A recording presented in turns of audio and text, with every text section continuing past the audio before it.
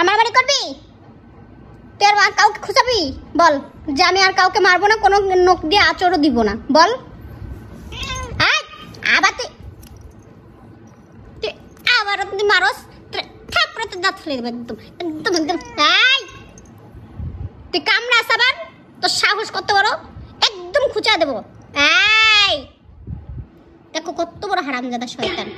দেখো একে তো করবে অন্যায়, তারপরে দেখো করতেছে কি। এই তুই আবার খোঁচাখুচি করস, কামড়াস, তোর এত বড় সাহস?